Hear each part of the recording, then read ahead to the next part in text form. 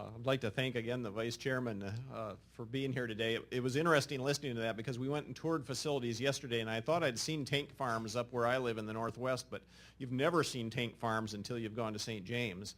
But we got to talk with a lot of the frontline people, and this whole, the presentation hit so many things on the head that I've been thinking about ever since the tour, and I think this system really addresses a lot of those issues about how do we listen to all the different stakeholders to get a richer mix of things, and that's really what this conference is about, bringing people together to make sure that the industry hears what the citizens who are affected think and how local government deals with issues. Good information, you're going to hear a lot about how do we get good information and make sure we're dealing with it well, and I think the bottom line is all of this is how do we learn to trust each other better, because in reality pipelines are pretty safe and we're arguing about small issues, but we have to get to the point of the collaboration that Vice Chairman Hart talked about so we can trust each other instead of just shooting big guns at each other about things that aren't very important probably in narrowing down. I'd like to move the next panel up here, and we're going to move right into that next session. And this session is another kind of high level. People will probably know that have been paying attention that Congress has been working to address pipeline safety and as well as PHMSA with some rulemakings over the last few years, and we're going to get kind of a high level overview of kind of where that's at and whether, you know, the efforts in Congress and whether the efforts that PHMSA are up to are enough to prevent the tragedies that we've seen in the last 18 months. So come on up to the table, and we're going to move right into it.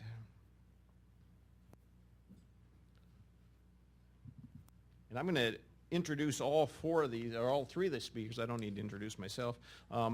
First off, and then we'll just move to them. You have their bios. This is a pretty good group this morning. Jeff Wiese is the Associate Administrator of Pipeline Safety for PHMSA, the Pipeline Hazardous Material Safety Administration, for anybody that doesn't know PHMSA.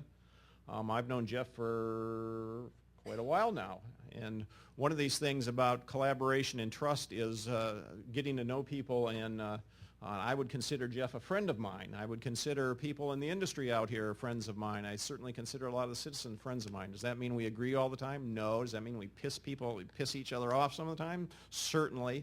But we've developed a relationship so we can have those discussions and focus in on the important issues instead of just being mad at each other. So Jeff Wiese is going to start this off, and he's going to talk about what PHMSA has been up to, and I don't know if he's going to mention Congress or not.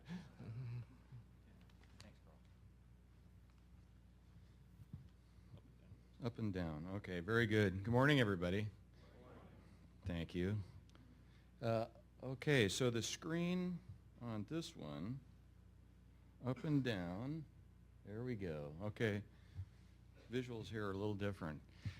Yes, I think Carl, I've probably known Carl for about a dozen years, and you know, I hate to say this business has been hard on Carl. You can tell he's aged a lot in this period of time. Fortunately, I haven't aged at all. So.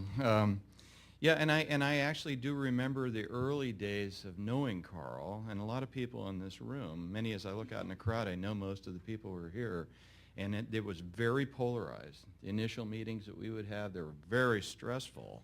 You know, that's why probably both Carl and I have aged a lot in the past decade. You know, they were very stressful meetings. The first trust meeting I recall here, that was very tense. You know, people weren't talking to each other. They were talking past each other. If you allow me, I'll segue into my topic and not take up your whole morning by saying, you know, I'm honored to follow Chris Hart on the podium. So this is what we really need to be talking about. You know, honestly, I believe this is what we need to be talking about. I would say that because Chris and I have been in interagency settings together for years, and we were bringing other regulators together and talking about these topics, and that's really where we should be spending our time, honestly.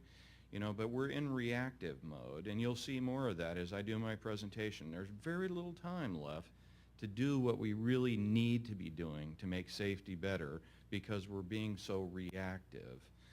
So with that said, here's what I thought I would talk about. There's no point in running over that. I'll just talk about it. I interpreted my mission, Carl, as since I was first on the panel, to kind of set things up, and then people will flesh it out. So We're talking about 2.5 million miles of energy pipelines in this country. It's critical infrastructure. Each and every one of you depend on it every day. You didn't get here. You didn't stay comfortable in your homes without it.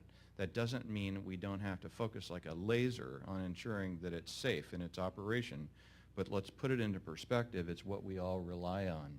Today we're going to talk a little bit about reauthorization and new regulations, but I want to point out, you know, while we'll all obsess on this right now, it's not the most important thing in the world. PHMSA has a lot of the authority it needs to do its job. The industry clearly has the latitude to do its job and needs to do its job. The public needs to wake up to its responsibilities in this regard. You know, as I get in, I just left a bunch of state regulatory utility commissioners. You know what they see their job as? Hold the rates down as low as possible. You know, consumers don't want to pay any higher rate at all. That's a negative incentive to where we want to end up, is it not? But I'll just tell you that we and the industry and Carl and others are working daily on issues to try to provide greater safety to this country. You know, reauthorization is not the end game, but it is an important milestone. Responsibility in my book resides with the operator each and every time.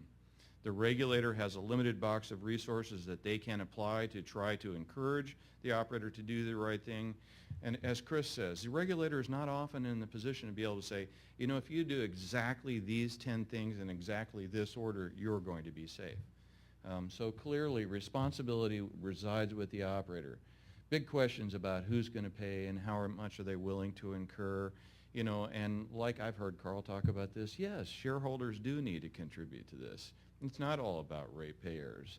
I would also say the contacts, just put it in. Pipeline safety is one of the most important things in my world because that's what I live and breathe, right? But I know that for most of you, when you go home, that is not your daily bread. We have a national agenda afoot. We have a lot of problems in this country. Trying to get the Congress to focus, you know, on this issue, which we all really want to get done, is difficult. And there are some differences separating us. The political environment in this country, I don't have to tell you anything. I mean, it's as polarized as I've seen it, you know, in years. And that makes it hard to do what Chris is saying. How do we get people back together? How do we get them talking about how to move forward? Do we really need the U.S. Congress to prescribe for us steps 1 through 10 and what we need to do to get to safety? I would suggest the answer is no. You know, I don't think they're in a position to do that. You know, they're bright, capable people, but they don't have the time to focus on our issues. They've got 5,000 other issues. You know, God knows if they'll ever even settle our, you know, the super committee will get its job done. And then last disclaimer, and I better say this in case my boss is watching, Cynthia, she'll be here tomorrow to talk to you, is I do not represent the administration. I'm a career civil servant. I have been most of my adult life. So to the extent that you'd consider me an adult. Some basics on reauthorization. I promise I'll skim through these fast. The Pipeline Safety Program, as many of you know it, is established in statute. It's codified in the U.S. Code. It's amended every 4 years or so by the Congress as they reauthorize. And the Congress does a checkup going up to this reauthorization, and then they tell us what additional things they think we should be doing in order to move towards safety. For your benefit, I'll tell you those are things I have to do. Cannot ignore those. They must be done. They must be our priority. I have other priorities, you know, that I would really like to spend our time on, but must take care of those. The vast majority, and I think this is really crucial in this audience, because there's so many members of the public here, the vast majority of these things have to be implemented through the federal regulatory process. If you're not familiar with that bit of sausage making, you know, you should consider yourself thankful. You know, it is really, there are a lot of statutory constraints and there are a lot of administrative constraints on how the rulemaking process works. And it's painful, you know, and so as I read there, Carl didn't show how many members of the media were here, but I'll say that many of the members of the media will say these outlandish things like, you know, XYZ has the authority, they refuse to do it. Not true. You know, even if you have the authority, you have to implement it through rulemaking. Very important point. Don't lose that. Most of these rules that we're going to be talking about now are what I call significant rulemakings.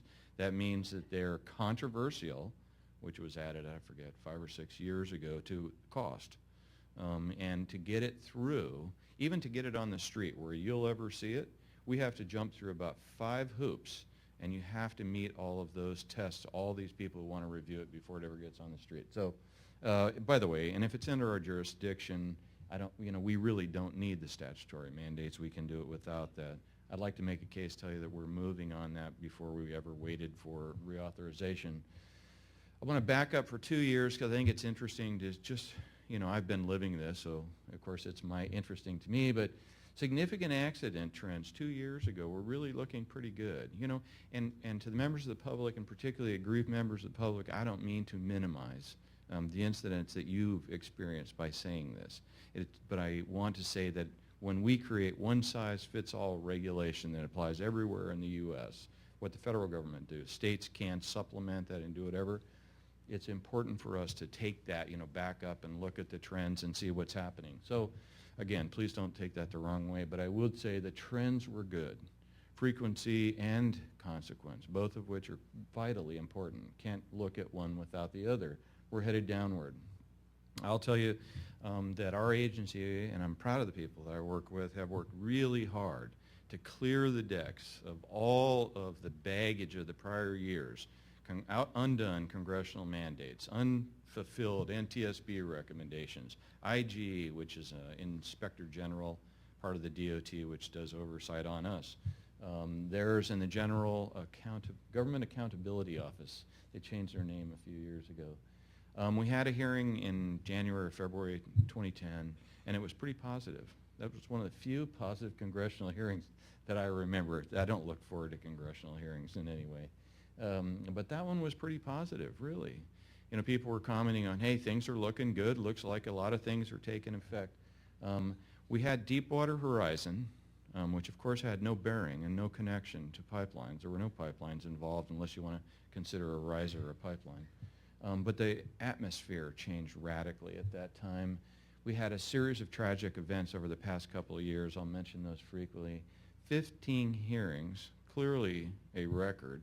Later, my boss is still standing, I think. She'll be here tomorrow morning to talk to you about how much she's enjoyed coming to work for PHMSA. We still don't have a bill. Again, I could spend hours talking to you, as most people around here who know me know, about any of these issues. These are all tragedies. We need to figure out what the heck happened here.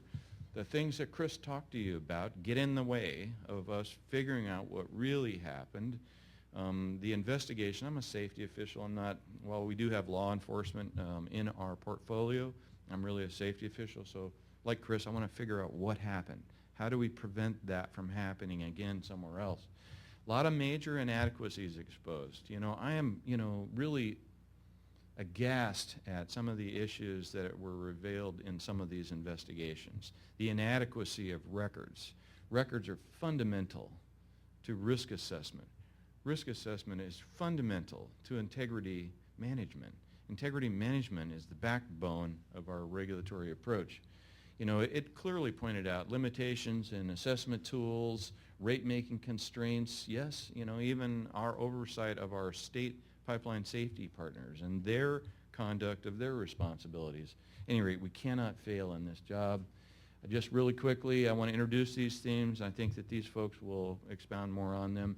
The administration has twice submitted legislation to the Hill. The Secretary himself has called to the Hill to urge them to move forward.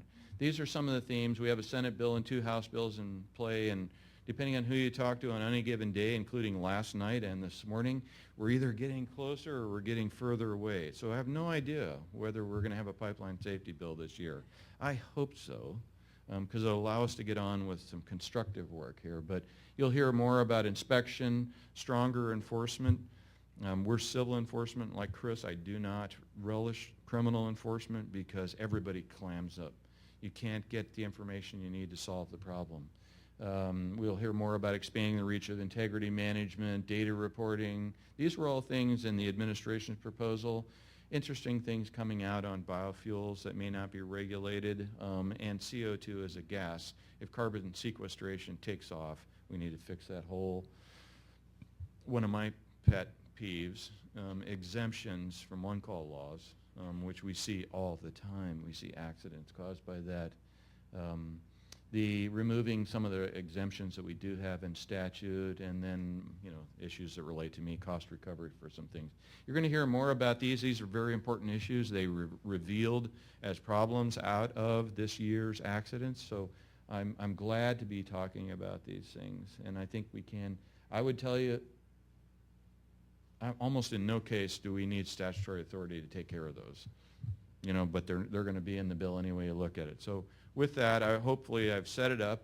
I've got two very bright and jacked in people, and Carl, who sits back like me and gets to observe the whole thing. Although Carl's the only one here who gets the bills, right? He actually has the draft language. So let's get Carl to say what the Congress is really thinking now. All right, thank you very much.